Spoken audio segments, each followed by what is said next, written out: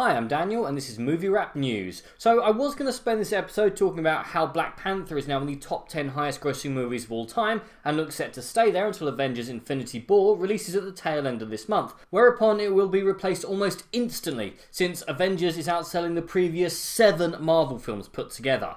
Bringing up money would allow me to artfully slide into the fact that Jumanji 2, Jumanji Harder is now Sony's highest grossing film of all time, replacing the original Spider-Man film. That's the one with Tobey Maguire in. Then I was going to siege into the fact that the great British public have been asked to make a decision, and, as is their way, have completely messed it up. Fresh off their wrong decision to declare Die Hard not a Christmas movie, they have declared Jack Nicholson's 1989 portrayal of the Joker as the best ever film version of a comic book villain, according to a recent survey. He narrowly beat out Heath Ledger's acclaimed and seemingly eternal winner of these quizzes, 2008 depiction of the same character, to claim the top spot. Nicholson's twisted turn as Batman's infamous nemesis was selected by 23% of the population, just ahead of Heath Ledger's performance in Christopher Nolan's The Dark Knight. And Danny DeVito's demented rendition of the Penguin in 1992's Batman Returns came third place in the poll of 2,000 Brits. Greg Tatton-Brown from online casino Casumo.com, who commissioned the study, said it seems the Batman series is best when it comes to memorable villains. And it's little wonder when you have performances as iconic as those of Jack Nicholson and Heath Ledger, which have gone down in cinematic history. The top 5 best ever comic book movie baddies also included Gene Hackman as Superman's nemesis Lex Luthor, and Tom Hiddleston's mischievous Loki, who went up against a gallery of iconic heroes in 2012's The Avengers. Number 8 went to Mr. Freeze, if you were wondering. Iceman cometh. Above General Zod.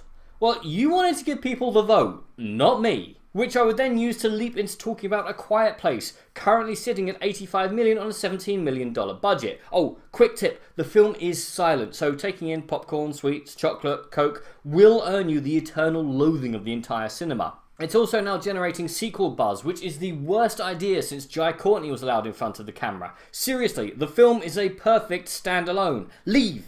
Bad Hollywood!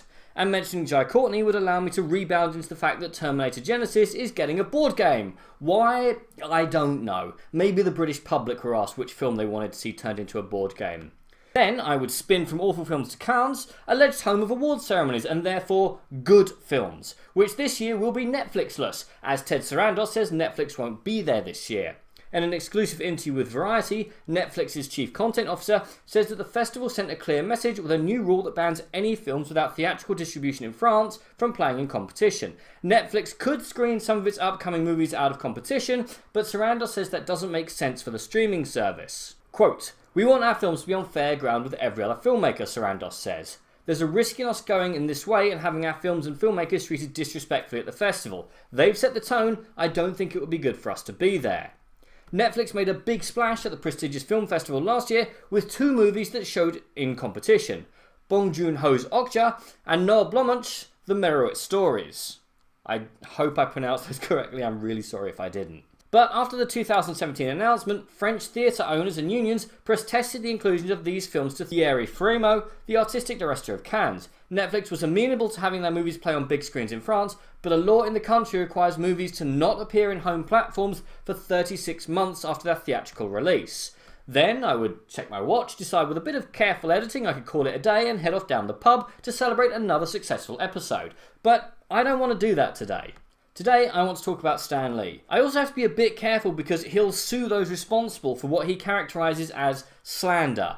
The response follows an in-depth article published Tuesday by The Hollywood Reporter that includes accusations of physical and psychological abuse by Lee's daughter JC Lee and a notarized declaration by the 95-year-old comic creator that 3 men, including his current primary caregiver, Kaya Morgan, had tried to take advantage of JC in an effort to gain control over my assets, property and money. In a subsequent video recorded by Morgan, Lee denounced the signed declaration and insisted he had great relationships with his daughter and friend Morgan. In the latest video recorded by Morgan and released by TMZ, Lee accuses unnamed outlets of, quote, publishing harmful material about me and my friend Kaya and some others. Material that is totally incorrect, that is based in slander. Totally the kind of thing I'm going to sue your ass off when I get a chance. It's as if you suddenly have a vendetta against me and against the people I work with, he said.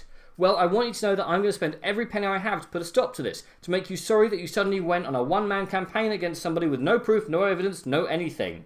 but you've decided that people are mistreating me, and therefore you're going to publish those articles. I'm going to get the best and most expensive lawyers I can, and I want you to know that if you don't stop these articles and publish retractions, I'm going to sue your ass off." End quote. Joan Lee, Stan Lee's wife of 70 years, passed away in December at 93. Since then, one of Lee's associates has been accused of stealing $300,000 from his bank account and using $850,000 of his money to buy a condominium. The same person is alleged to have forged an order for a nurse to draw several vials of Lee's blood, which a recent report suggests was used to create ink to sign comic books. Stan Lee has also been accused of sexual misconduct, which his attorney has dismissed as part of an extortation scheme. Oh, and Rosamund Pike doesn't think that there should be a female James Bond, suggesting that the idea would mean women get sloppy seconds. Why should she have once been a man and now it has to be played by a woman? Why not make a kick-ass female agent in her own right, Pike asks. They did. It was called Atomic Blonde. 14 people saw it. But what do you guys think? What has been your favourite news story this week? And what do you think of the situation regarding Stan Lee? Comment below, let me know. Anyway, as always, I'll see you next week.